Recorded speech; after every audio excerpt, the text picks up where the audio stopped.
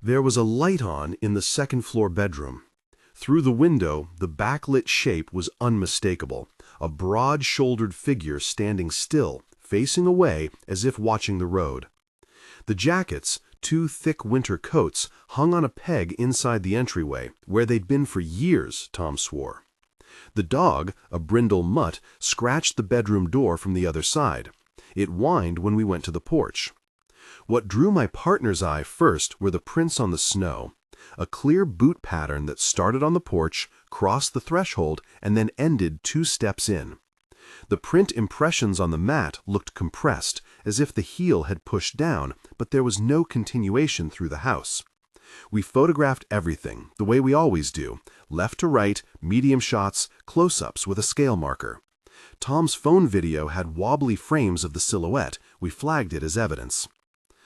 "Who went up there?" my partner asked me, voice low. We moved the dog aside and banged on the bedroom door. No answer. We announced ourselves.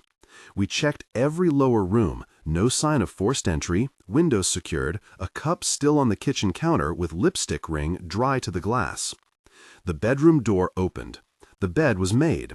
A shirt that matched the silhouette's shoulders lay folded on the chest of drawers. On the dresser, a single child's sock, the kind that disappears in laundry, and a smear of what looked like darkened sand or fine grit on the windowsill. Nothing else, no blood, no hair caught in a latch. Tom swore to us that his wife had been out of town and away for 2 days. He'd returned that evening. His phone location? Corroborated. She had been at a clinic 3 counties over. We bagged the sock. We took swabs of the grit. We noted the thermal camera reading did not show any recent body heat in the bedroom, only the residual warmth of the light bulb and an old heating vent. The prints on the porch were photographed at multiple angles. At first glance, they matched the owner's boots in the closet, but on closer inspection, the depth and placement of the impressions were odd.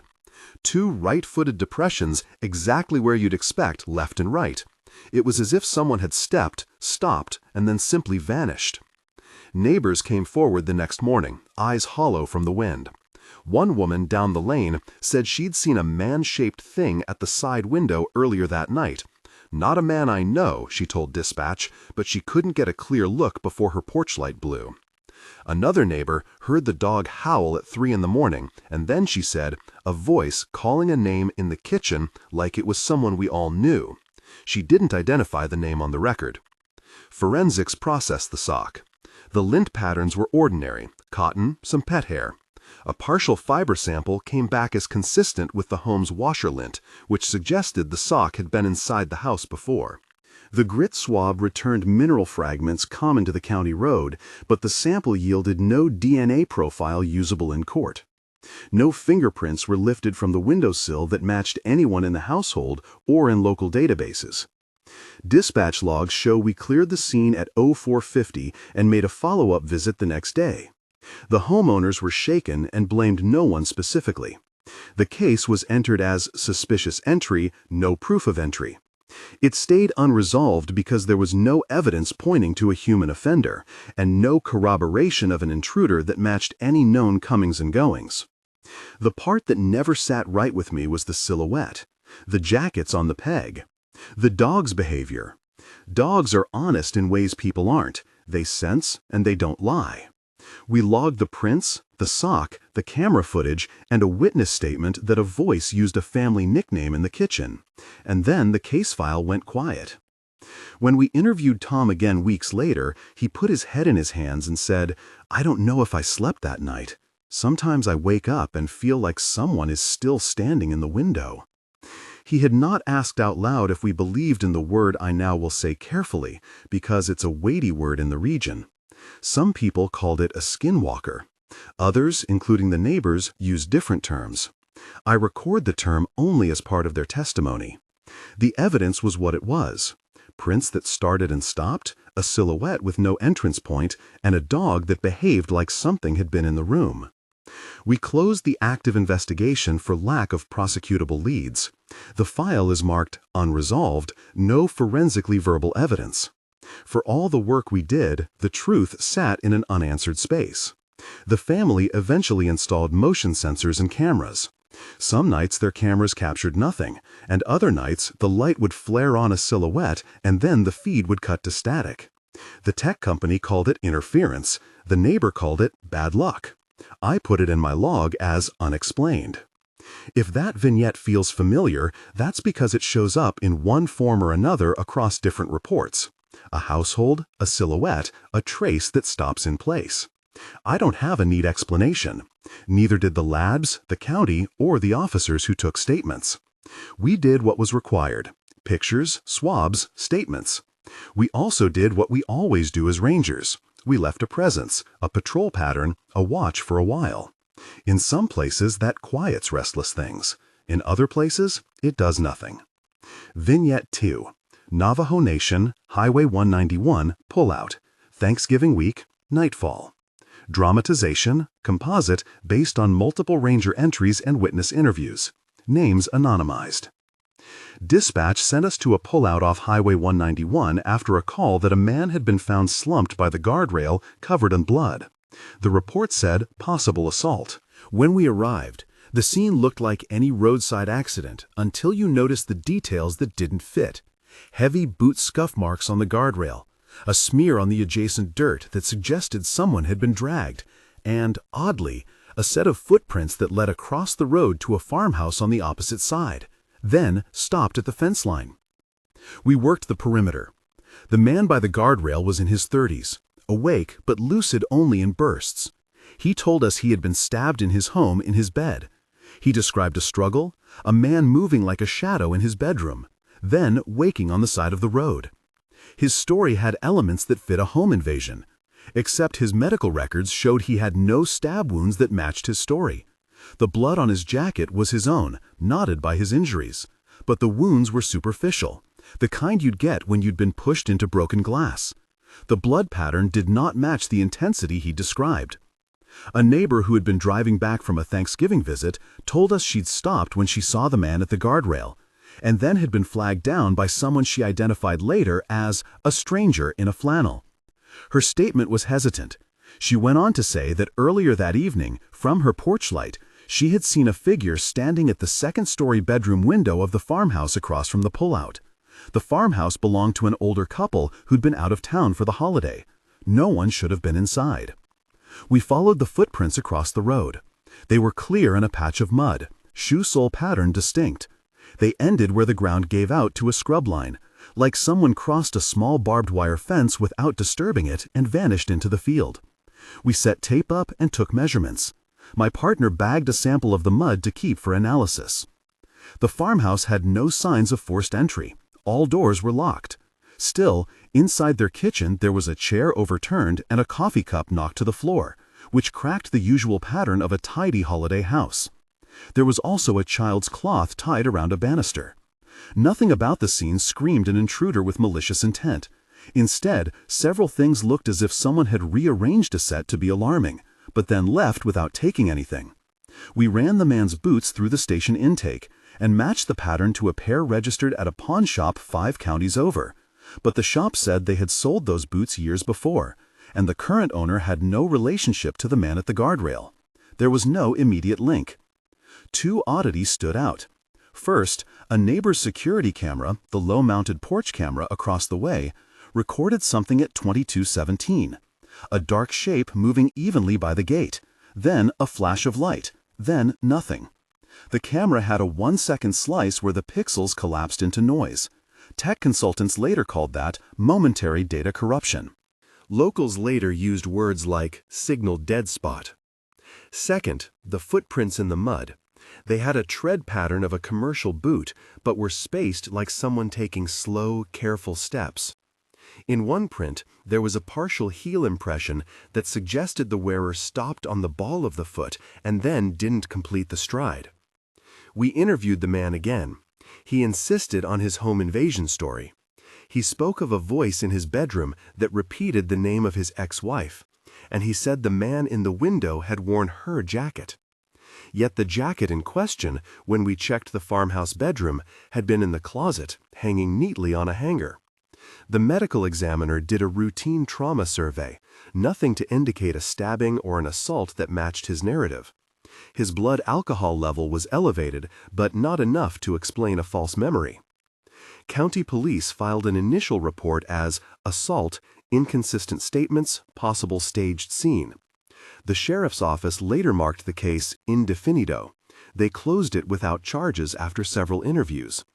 I filed mine as suspicious circumstances, footprint stop, camera anomaly, inhabitant statements inconsistent with observed trauma. I don't pretend to know what occurred that night. It could have been an attempted robbery, or a man moved by fear and misremembering his injuries. It could have been someone playing a cruel prank. But when a neighbor says they saw a backlit figure at a window, and the jackets are on the peg inside the house, and the prints literally cease at the fence, those are the sorts of details that don't resolve neatly. For us, it was another item where the physical evidence and the human account refused to line up. Vignette 3. Navajo Nation. Remote trailhead. Late spring. Dusk. Ranger report, civilian witness. Ranger report, church-affiliated witness. Dramatization/composite based on multiple ranger entries and witness interviews. Names and locations anonymized. A woman came into the station one Tuesday holding her phone like a child clutches a photograph. She had been at a small church group meeting outside town and then taken to a nearby trailhead for an evening walk. The road to the trailhead threads through a ribbon of scrub and pinyon where the hills fall off into a shallow arroyo. It was the kind of place people went to pray, to think, and sometimes to run when they needed space. She told us she'd felt watched from the first step on the trail. At a flat overlook where the group had stopped for wind and coffee, she said a man across the path stood very still, smiling without moving his mouth. Later, as dusk thickened, she recorded a voice on her phone. When we listened, the recording sounded at first like wind, but beneath it, a human voice threaded through, soft and measured. The voice said simple phrases. "How are you? You look tired." And then, almost conversationally, a sentence that made her break. "Tell Mary she did good," it said, using the nickname of her sister who had passed 2 years prior. We brought the audio into town and ran a basic spectral analysis. Forensic audio companies will look for edits, background noise profile, and telltale markers of splicing. The file did not show signs of tampering. It also did not match any voice prints in regional criminal databases. The waveform had an odd low-frequency hum that a few specialists suggested might be interference from a radio or a localized electromagnetic anomaly. Others suggested a phenomenon entirely human, ventriloquism, a prank played by somebody with a good sense for mimicry. Still, the phrase used a familiar reference only a handful of people knew. The witness, who had pastoral ties, said she could swear to the cadence of the voice. It used a phrase her sister had used to bless the table. We recorded her statement and then drove her back to the trailhead with a small team. The overlook had been scoured for prints and anything left behind. Cigarette butts, wrappers, boot impressions. Nothing. What we did find was the uncanny silence of animals. The birds that usually nested there were absent. A coyote paused by the arroyo and then melted into the scrub as if the world had moved out of phase for a few minutes. Rangers familiar with the area told me that animal behavior can be a reliable index. Dogs and birds will act on smell and instinct. Their sudden cessation is often a marker of unnatural activity. But it's not proof. We called in audio specialists who calibrated the recording against known interference signatures. There were parallels with certain mechanical hums and old CB radios, but no exact match. The folder was marked inconclusive. In witness interviews, one detail kept recurring. The voice used a phrase that only an immediate family member would have expected. The witness was clear in her fear. It sounded like the voice of someone she loved speaking through a stranger. She left town and asked that her name not be released. We secured the scene, took a walk, and found a single footprint in moist earth at the overlook's edge. A bare footprint, small, the toes splayed as if the person had planted their whole weight before moving. It pointed downhill toward the arroyo, but disappeared where the mud turned to sandstone. No boot prints, no tire grooves. We marked it, photographed, and brought in a canine to track. The dog lost the scent about 50 yards downhill where a dry creek bed opened into loose stones. We did not find a trail of footprints beyond that. The audio file sat in evidence marked Noise Uncorroborated Voice. The trail report sat in the stack of calls for the month. For a ranger working the area, we try to explain these things in human terms. Pranksters, loners with a talent for mimicry, or a drift of memory that reconstructs otherwise ordinary sounds into meaning. But when people swear a voice said things that only their dead relative would say, and then their dogs go quiet, we file the paperwork and make note of the human psychology involved and the odd physical trace. One late-night conversation at the station had my partner leaning back in his chair. He said quietly, "I've heard that voice a few times on the calls, like it was bait. It lures folks out." That's a quote I can't prove, only record as part of our collective memory of the calls. The audio file remains archived as inconclusive. The woman left town after a few weeks, stating she could no longer walk the trails at dusk without remembering the voice that used her sister's blessing. Vignette 4. Navajo Nation, campground off County Road 14, summer, midnight. Ranger report, campground group. Dramatization, composite based on multiple ranger entries and witness interviews, names anonymized. We were dispatched after a 911 call from a group of campers who said a man had pulled up to their site in an old station wagon and then pointed toward their tent as if he meant to kill. The call came in breathless, fragmented. He said he had a gun. He was in a station wagon. He said, "Don't move." The call faker tried to keep the woman calm while the dispatcher paged us and the county sheriff. When we arrived, the fire was low and orange embers winked. The group's voices were high, tight with adrenaline. They said the man had been dressed like a veteran, a long coat, a flat cap. He had told them he had been hunting trespassers. He paced around their campsite, then stopped and laughed as if someone had told him a private joke. The campers reported him saying the name of one of their friends who had been back in town. The friend had been missing a day earlier and later turned up 5 miles away with hypothermia. The campers swore that the man's laugh sounded like their missing friends. We canvassed the area. The station wagon was gone by the time we arrived, but there were light tracks leading down the access road. We followed boot prints into the scrub. At one point, the prints circled the campfire ring and then stopped as if the occupant had raised on their toes and disappeared. The campers had a shaky video, underexposed frames showing a figure leaning near the picnic table, a flash of white teeth, then nothing. The audio recorded a voice that said, "You shouldn't have left her behind." The voice did not match the missing friend's laugh on later recordings. We interviewed the missing friend when he was found. He had been alive, disoriented, and his account didn't line up with the camper's claim. He had not been to the campsite and had never owned a station wagon like the one described. He later admitted he had been somewhere else that night. We verified his GPS trail. The campers, however, remained certain. They had the fear set in their bodies, the kind that doesn't leave when you explain things. One man told me he felt like the figure had been wearing someone else's face. We collected soil samples from around the fire pit where the prints ceased. There was an odd arrangement of stones to one side of the pit, a pattern not consistent with the camper's own making. No items were stolen, no forced entry.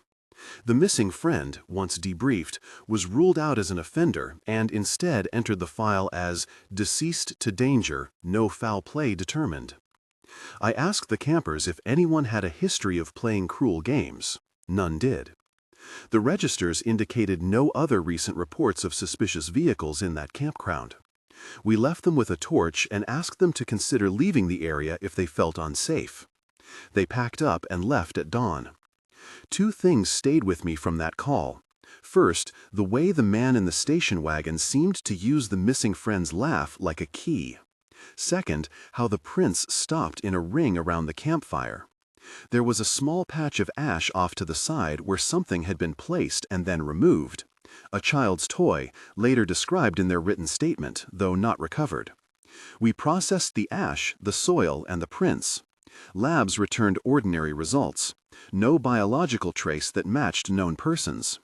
County detectives added "suspicious person, vehicle fled before contact" to their report, and the case remained open for a time before being logged as unresolved. We do not state what that figure was. The campers used language from local lore spontaneously during their interviews. It watched us. And one man quietly said the word that always made older rangers shift in their chairs: Skinwalker. They said it with equal parts reverence and fear. I record the term only as their claim. For our part, we had prints that stopped, a burned pattern in the campfire that didn't fit, and a video too dark to show clear features. The station wagon was never located. The night ended with an empty campsite and a police cruiser idling at the road. We closed the scene and filed a report for the sheriff. The campers were left to carry the memory. For a while afterward, I ran night patrols more often through that campground. On 2 separate occasions, I found tracks that made no sense. Boot prints with missing toes, a single partial footprint leading to a stand of juniper, and then clean ground, as if someone had never set foot there at all. I photographed and filed them. Each time the lab came back with a shrug: inconclusive. The pattern repeated itself enough to get me thinking about mimicry and method, about how a person, or something that mimics a person, might use a familiar sound or laugh to close distance. It's one thing to have a robber who uses disguise. It's another to have a pair of tracks that stop mid-stride, and a video that captures teeth but no face. The next vignette in this collection turned that uncanny intimacy into something even grimmer. The next call that filled my logbook was one that involved a child missing from a river trail, a set of clean clothes found uphill months later, and forensic notes that didn't align with expected decomposition and transport. The county file is thin, the family still has questions, and the physical evidence left us with more anomalies than answers. We will pick up that case in the next segment and go through what we documented: the river trail, the clothing returned in pristine condition, and a fragment of evidence that turned an ordinary missing person search into a file I never wanted to close lightly. Vignette 5. Navajo Nation, river trail near Pueblito Wash, early autumn, afternoon. Ranger report, family witness. Dramatization, composite based on multiple ranger entries and witness interviews. Names and precise locations anonymized. They called it in as a missing child run. My son didn't come back from the trail. The voice on the line was taut in a way I only hear in parents, the edges of words sharpened by fear. The caller, a woman named Laura on the report, said her 8-year-old, Micah, had been with a neighbor on a short walk along the river trail at noon, and that he never returned. It was mid-September, the cottonwoods had yellowed, and the river ran low and clear. That trail sees families on weekends. It sees dogs, it sees bikes, and the occasional angler. It is, in most ways, an ordinary place. We mounted a search right away. The paperwork shows the first unit arrived 22 minutes after dispatch. I was on call that day, and I remember the way the light sat in the canyon like a sheet of brass. We broke the search into teams: uphill sweep, riverbank, and the stand of saltbush where kids like to hide. We brought a canine unit, 2 volunteers from a nearby community, and a deputy. Local sheriff's deputies and Navajo police were notified, and, where jurisdiction overlapped, coordinated with our team. The first trace we found was small: a scuff on a low rock, a smear of dirt on a child's sneaker left behind. There was a stick snapped in half near a clump of sage, as if someone had pushed through and forgotten to pick up the brake. We logged those and photographed with placards. The child's backpack lay on the east bank, contents mostly intact: a juice box, a picture book, and a folded sweatshirt with a cartoon fox. The backpack did not appear weathered. The zipper had been closed with a faint smear of something that, in the hurried light, looked like river silt. The family searches the trail themselves while we combed. Micah's younger sister, Lucy, kept pointing to a line of rocks and saying, "He ran this way," the way a child remembers a game. Her statement was recorded and filed. At one point, she mimed stopping at a particular boulder and placing her hand over her mouth. Witnesses later told us she was imitating the moment she hid from an adult's game. We treat these things seriously because children remember differently than adults. Their details can be crude maps if handled with care. The K-9 tracked from the backpack site and followed a scent line that led downhill along the riverbed. The dog was focused, and for nearly 3/4 of a mile the scent held. Then, in a shallow hollow under a stand of tamarisk, the dog went silent and began to whine softly. I was kneeling there when it happened. The dog's handler had his hand on the harness and his face grew tight. The animal's nose lifted, then it sat down and would not move forward. We marked the spot and widened the grid. There were no prints beyond a small patch of disturbed sand. 2 weeks later, a backpack similar to Micah's was found by hunters on a ridge about a mile upstream, farther and higher than you'd expect a tired child to travel, and oddly clean. The sweatshirt inside was folded neatly, with no signs of exposure to river water. The juice box was sealed and not swollen. When I wrote that entry in the logbook, it felt wrong in a way that words didn't cover. A child's belongings returned in a condition incompatible with a long exposure to the elements. We sent the backpack and sweatshirt to the county lab. Forensics logged them as received and assigned a case number. The lab's report is short and clinical. Fibers consistent with the child's home, trace mineral consistent with trail soil on the zipper, and no DNA profile sufficiently complete for identification beyond the child's own verified sample. There were no hairs or fibers that matched known offenders in the local databases. The backpack's interior lining had a tiny smear of decomposed plant matter that lab technicians called environmental incrustation, expected for items left in brush, but unusual in its limited distribution. In short, the items had been exposed, but perhaps not where you would assume. Several months later, a hiker told dispatch he'd seen a child's sweatshirt hanging over a low juniper limb miles off the trail and uphill from the river. He took a photograph and handed the phone over to a ranger when we drove out. The image was grainy, a small gray sweatshirt, its hood pulled tight, draped like a flag on a stick. The rangers who retrieved it described the fabric as pristine, not shredded, not sun-bleached. The sweatshirt matched Micah's, catalog number and tag confirmed.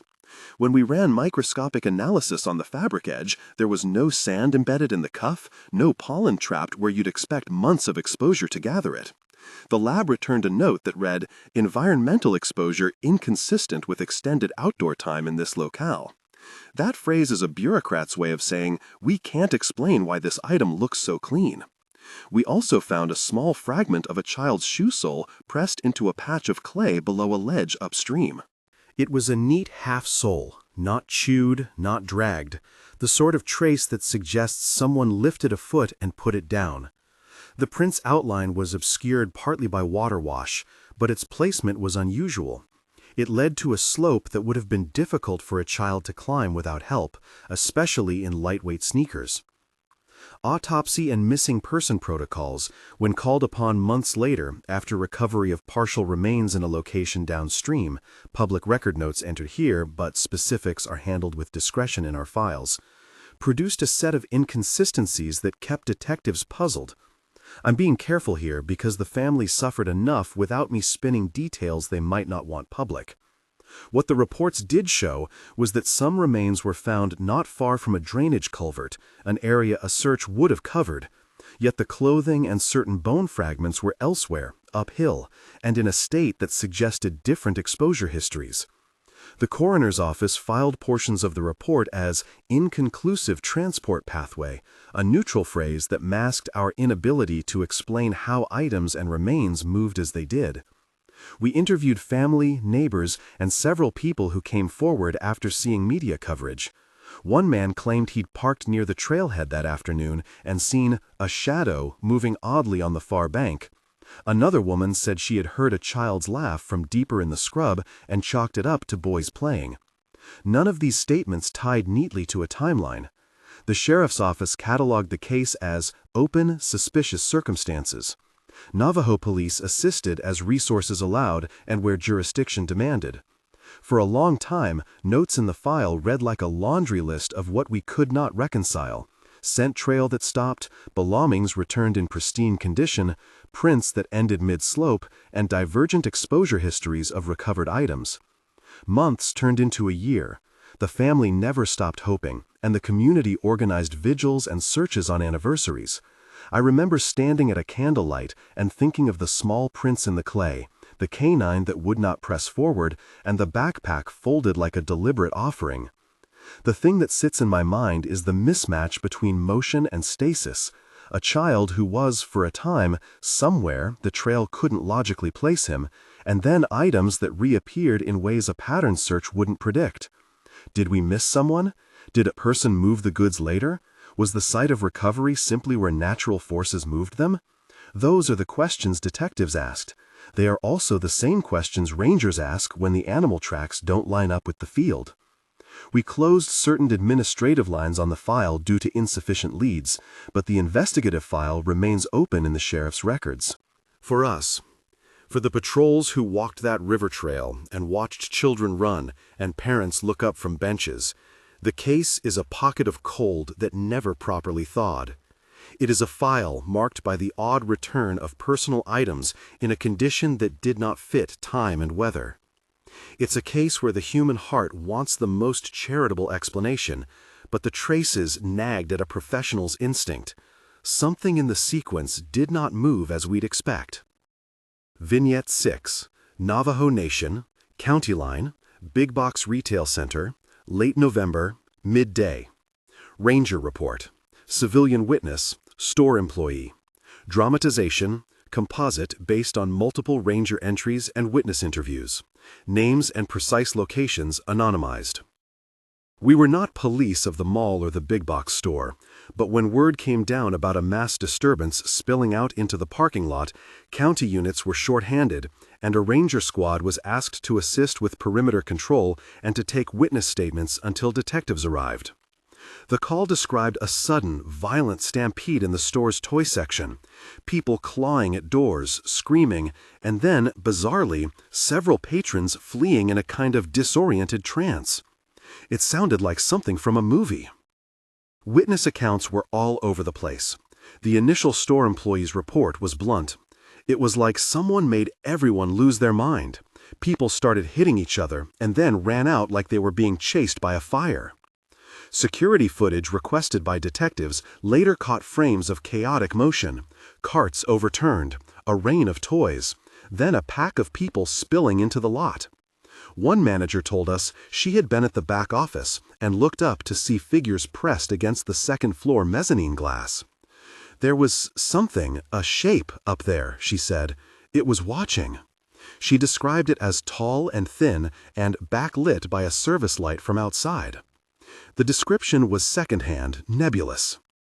Outside, the parking lot had little signs of a fight: a shattered windshield on a compact car, a child's shoe crushed under a cart, and a smear of mud by the curb. But the curious thing, noted in my log, was how quickly the violence had ceased. People ran from the store and then simply slowed, as if someone hit pause.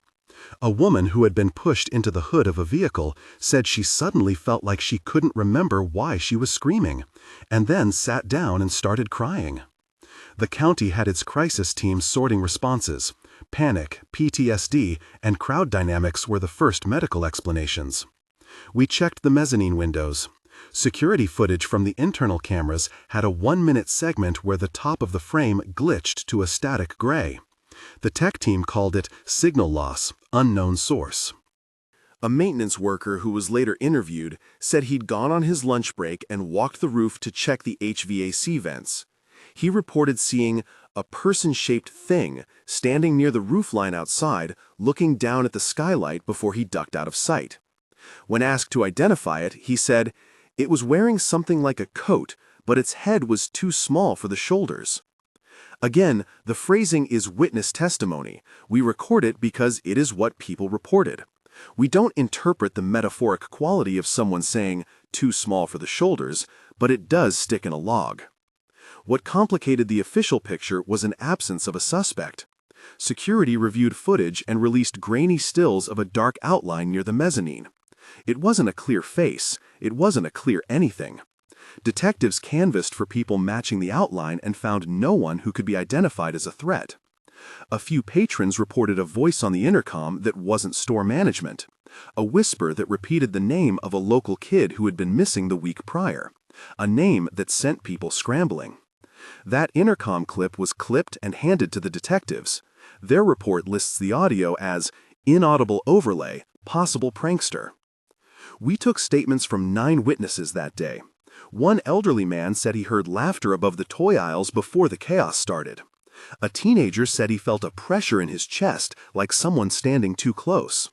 A mother reported that her toddler pointed to the mezzanine and kept saying, "The man is there," though she later admitted she couldn't see anyone. We bagged a scrap of fabric found under a shelving unit near the entrance, a thumbnail-sized piece of coarse cloth. Lab analysis returned it as fiber mixed synthetic with no identifying markers. An odd detail in the lot: a set of boot prints that led from a service door to a maintenance ladder and then stopped at the base of the ladder. No prints on the rungs, no sign of a person climbing. It was as if the step pattern was recorded and then ended. Patrol cars recorded the impressions and preserved them with photography and plaster casts where possible. But environmental conditions and the lot's traffic complicated the chain of custody. Detectives later marked some of the evidence low value, inconclusive. The mental health teams came through for follow-up and did what they could, and the county closed its primary investigation as a mass disturbance with undetermined cause. That phrasing reads, in bureaucratic English, as, "We couldn't find a cause that fit recognized criminal models." For our part, the rangers who took statements came away with impressions. This event had an intensity beyond what you'd expect from a flash mob or a coordinated prank. People who had never met each other described the same sensation: a presence paying attention to them, a pressure in a high place, a flicker on the mezzanine glass before the chaos. What lingered in my patrol notes was the convergence of details across different incidents. A silhouette where there shouldn't be one, audio artifacts like a name whispered on a system, people acting as if they are being addressed in language familiar only to them. None of that is proof of anything beyond the psychological effect of panic. But as rangers, we cataloged it because the items were physical, still frames, a scrap of fiber, impressions and dust, and because the social effects rippled through a community. For weeks afterward, the lot had volunteers standing watch, and a few employees called in sick. The store added patrols. The city's emergency management department updated crowd control policies. In my notebook, beside the entry for that day, I wrote, "Crowd behavior may mask suggestibility, but repeat motif of silhouette plus name mimicry appears." That line is not a judgment. It's a record of observed patterns that kept recurring in our calls. It is also, modestly, the reason I collected these 7 vignettes, not to argue a paranormal thesis, but to show how consistent traces can become when viewed across different contexts. Vignette 7, Navajo Nation, County Road 8 residents, late winter, 0140. Ranger report, homeowner witness. Dramatization, composite based on multiple ranger entries and witness interviews, names anonymized. This one came in as a routine welfare check. A pair of homeowners had returned late from a short trip and found their family dog pacing and fixating on the second-floor window. The husband's call to dispatch was clipped.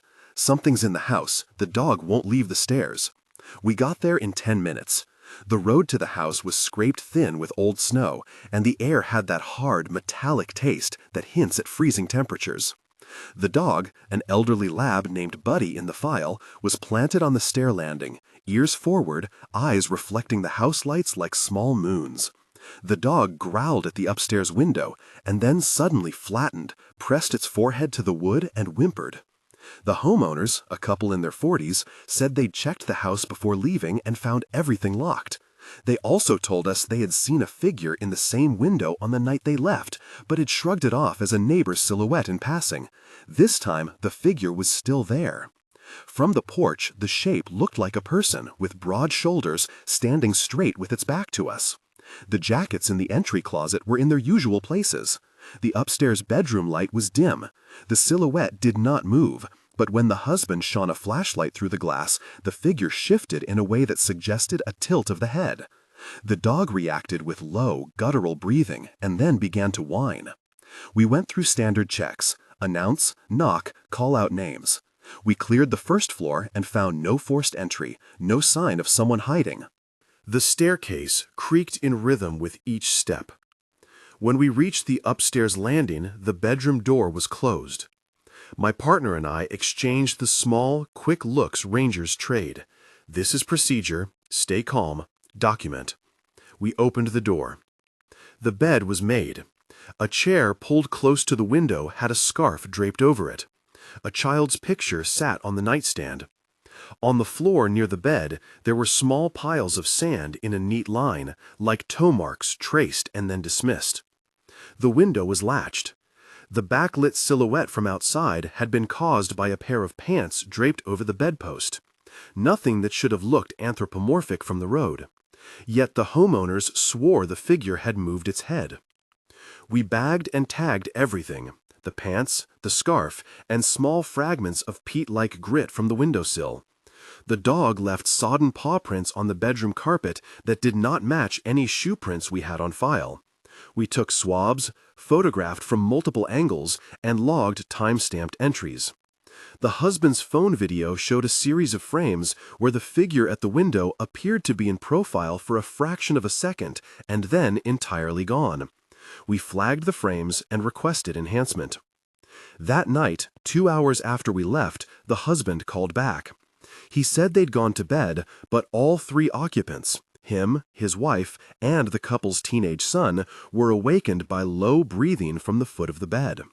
The son reported hearing cloth shift and feeling a presence like someone leaning over me. He described a smell we later noted in the intake form as ozone and dust.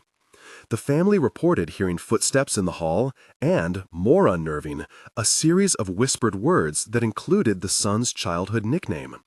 The words were not audible enough on the recorder to make sense of, but the impact on the family was visible. The son refused to sleep upstairs for weeks. We returned for a follow-up when a neighbor called to say they'd seen lights in the upstairs window at 2:30, despite the family telling us they'd turned the lights off.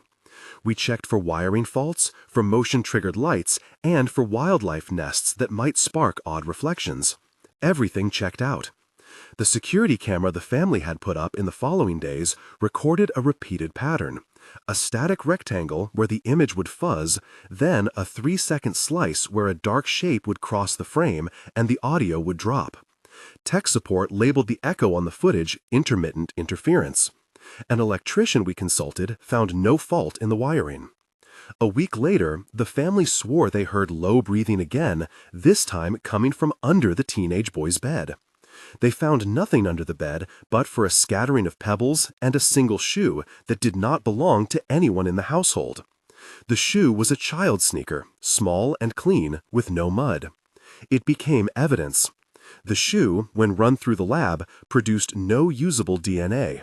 Its make and model were traced to a national retailer, but the purchase chain went cold. The teens in the area had a name for shoes like that. They called them ghost soles. It was a colloquialism that meant cheap shoes that seemed to appear where you didn't expect them. Again, language is revealing in a social way, not a forensic one. We did what we always do: search, question, and document. The neighbor who had seen the silhouette reported later that his porch camera captured a frame where the second-floor window showed a figure turning its head precisely when the camera image glitched. He sent me the frame. It was a smear of pixels and the faint suggestion of a chin line. Tech Review labeled it Artifact plus Possible Person-Shaped Object Exterior. In the logbook I wrote, Tech cannot verify. Homeowners convinced. Dog reactive. Over the next month, the family installed motion sensors and left the upstairs light on. They slept downstairs for a while. They contacted a local elder who asked to come and bless the home. The family politely declined to let us record any such visit and asked for privacy. I note that because we as rangers respect community practices and privacy. We record official interactions, and where the family engages in private spiritual consultations, we note only that it occurred if the family permits it on the record. The file closed administratively for lack of evidence pointing to trespass or criminal intent, but the family moved after 3 months. They did not want to stay in a house where the dog continued to stare at a blank wall. The case remains in a queue labeled suspicious, unresolved. For me, the takeaways were small but particular. Dog behavior that tracked to signals humans didn't see. Silhouettes explained by ordinary objects from some angles and not from others. And evidence fragments, a single shoe, small piles of sand that don't add up to a neat human pattern of entry and exit. Interstitial notes, patterns, and procedure. Between these records, I found myself drawing the same lines again and again. My confidence in the field comes from training. Track animal prints, photograph everything, bag evidence, label chain of custody forms. And from a wary, pragmatic logic. Most things have human explanations. Tires and tracks, sometimes domestic disputes, drunk drivers, and the occasional prankster explain a good chunk of what gets called strange. Still, when similar anomalies reappear across multiple contexts, household windows, campfire rings, trail hollows, retail mezzanines, a pattern begins to form that asks for attention rather than immediate assumption. Those repeating anomalies are worth listing plainly. Silhouettes visible from the outside, though no access point exists. Tracks that begin or end abruptly, as if a stride were terminated mid-step. Voices recorded that use personal names or familial phrases not commonly known to strangers. Belongings recovered in clean condition at points geographically incongruent with recovery expectations. Animals, dogs, birds, coyotes, behaving as if sensing an absent thing. Procedurally, we tried the same things each time. We photographed and cataloged. We took swabs and sent them to county labs. We conferred with Navajo police when jurisdiction required and with the county sheriff where the road crossed lines. We used canines, we ran simple spectral analyses on audio files, and we documented witness statements with timestamps. When labs returned inconclusive or insufficient profile, we didn't discard the case. We marked it and assigned follow-on foot patrols where feasible. In some cases, the BIA or tribal investigators cooperated. In others, resource constraints limited overnight coverage. Why do these cases resist neat classification? Often it's because the physical evidence is minimal but oddly specific. A sock, a small patch of grit, a child's sneaker. Forensic science hinges on reproducible samples, DNA, latent prints, unique fibers. When the items are degraded, contaminated, or simply absent, the rest becomes witness testimony and absence of evidence. It's an uncomfortable place for those whose work is to make a scene tell a coherent story. Ethical limits and cultural sensitivity. Throughout all of this, I returned often to the same ethical checklist. The word Skinwalker appears in several witness statements and in community conversations. It is a term with cultural weight and spiritual significance to some members of the Navajo community. I recorded the term where witnesses used it and labeled those instances as local lore reported by witness. I did not and will not use any sacred words or rites in a way that misrepresents or appropriates them. If someone in the community chose to share cultural context with me on the record, that was handled respectfully, anonymized where requested, and never used as evidentiary proof of a phenomenon. Our job as rangers is not to adjudicate spiritual claims. It is to secure scenes, process traces, and treat people and cultural contexts with care. When I filed reports, I was careful to avoid language that ascribes motive or supernatural agency. I wrote unexplained, suspicious, or inconclusive, depending on lab feedback and the presence or absence of corroborating witness testimony. Where community members shared lore, I noted it as reported belief and left it at that. It is an uncomfortable balance to describe what people say without making declarations about cultural truth. Professionals in my role must respect both the science and the social fabric. Final synthesis. What we're left with. If you look at the stack of files these 7 vignettes produced, the common threads show up like fingerprints across different textures. We have mimicry, voices that borrow a name or an intimate phrase and use it to elicit a reaction. We have silhouettes, broad, human-shaped outlines that register on a neighbor's porch camera or a passing car's light. We have tracks that begin and end as though someone paused mid-stride. We have belongings that reappear in conditions oddly incompatible with time and weather. And we have animals acting as if some humanly unreadable index has shifted. Dogs barking at empty corners, birds falling silent. None of this, taken alone, proves anything beyond human confusion. Taken together, the repetition raises an investigative eyebrow. As a ranger, I keep returning to the pragmatic possibilities. A human with a talent for mimicry or ventriloquism. A series of copycat pranks. Carefully staged domestic scenes meant to frighten or manipulate. The strange quirks of old wiring and failing cameras that produce artifacts we misread as apparition. The way grief and memory can stitch ordinary noises into personal meaning. These explanations account for a great deal of the evidence. Yet they do not account for all of it. That is the honest center of these logs. Labs that return inconclusive. Dogs that refuse to track past a point. Items that reappear washed and clean after months. These are the edges that make a case resist closure. Law enforcement does not enjoy leaving files open. It does so when evidence is insufficient to support further action. For families and communities, an inconclusive is no comfort. Respectfully, I also acknowledge the cultural dimension. There are local terms used to describe unsettling behavior in this region. I'm not an anthropologist. I'm a ranger who recorded testimony. Where members of the community referenced lore, I noted it.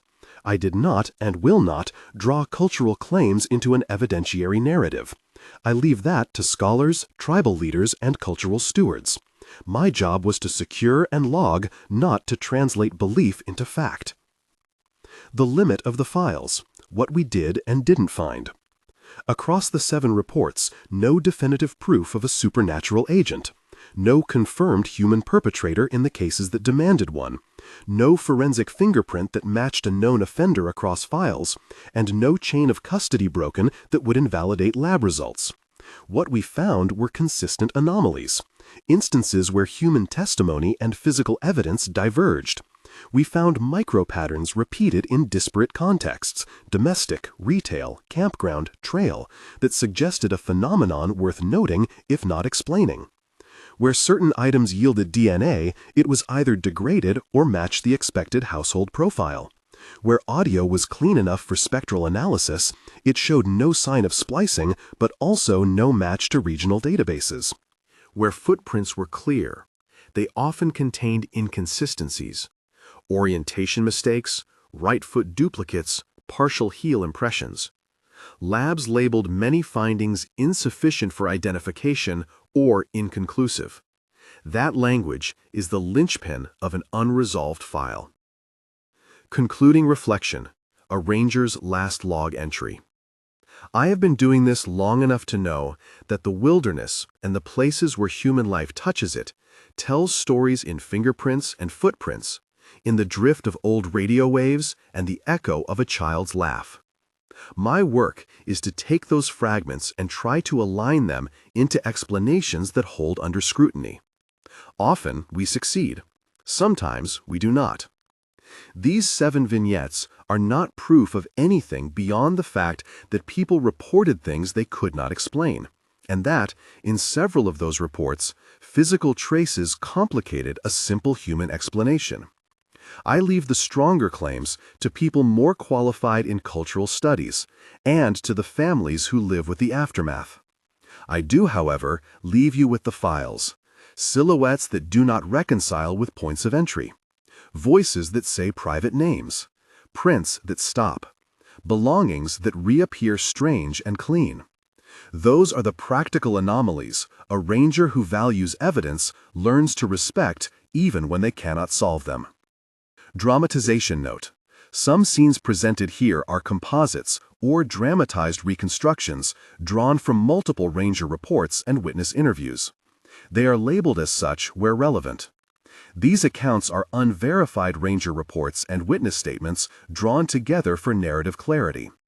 This script does not assert that any account proves the existence of supernatural phenomena. It presents documented anomalies as recorded in official logs and witness statements. Cultural terms used by witnesses are recorded as reported. They are not offered as validation of any spiritual claim. Final CTA. If you want access to the public documents, case filings, and a respectful reading list about regional cultural context and best practices for engaging with local lore, you'll find links in the description. For those who follow Unexplained Ranger reports, we archive our redacted logs and evidence indexes in the public files where permitted. Respect the people involved. Know that families and communities deserve dignity, not spectacle. I will keep walking these roads. I will keep the light on for patrols and keep recording what the world gives us. I will admit, in print and in person, when I cannot explain what I see. The wilderness doesn't owe us answers. Sometimes it leaves us with questions that look like footprints that stop at nothing at all. If this collection has raised questions for you, consider subscribing. I post case updates and links to documents when they become available. For now, my last log on this series reads simply: 7 cases, unresolved. Patterns observed. Further watch advised. These Jonah Reyes, Ranger, retired, logbook entry.